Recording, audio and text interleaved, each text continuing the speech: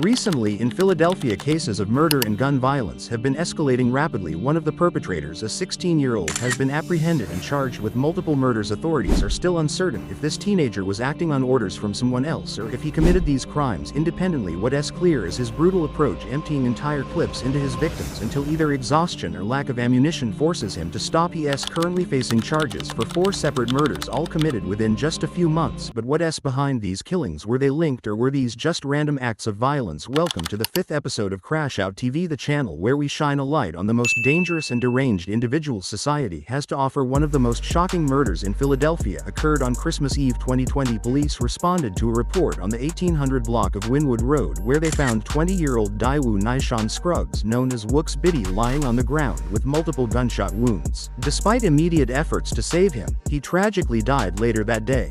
Wooks Biddy was an aspiring comedian, filming a social media post at the time of the attack. CCTV footage captured the suspect, Ameen Hurst, trailing him and then catching up before opening fire, shooting Wooks Biddy approximately 15 times before fleeing. Lead to the person who gunned down an aspiring comedian on Christmas Eve. Police say this man fired at least 15 shots at the victim, Daewoo Scruggs, on the... This brutal act suggested he had deliberately targeted him, though it is unclear if there was any prior confrontation. This attack also shows how lost this child really is, just walking up to someone in broad daylight and shooting him 15 times with no freaking mask. Just a few months later, on March 11th, another tragic incident occurred on the 1400 block of North 76th Street. By the time police arrived at the scene of a shooting, 4 individuals had already been taken to the hospital. The aftermath was devastating. 2 victims, Naquan Smith and Tamir Brown, were pronounced dead shortly after arrival, while the other 2, both 19, were seriously injured but survived.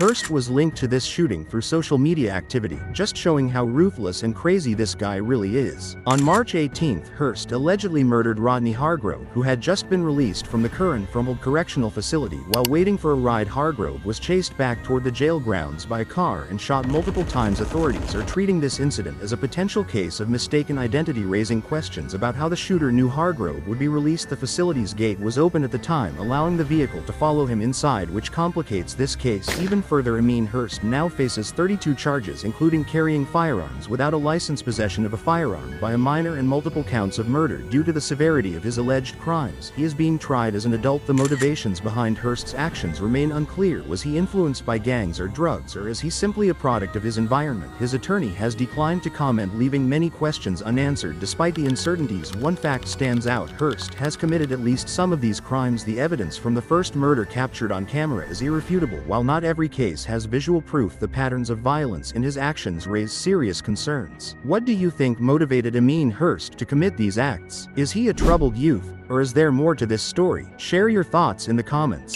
If you found this video informative, please like and share it with others. Do not forget to subscribe and hit the notification bell for more content like this. Thank you for watching Crash Out TV. Take care of yourself. Peace.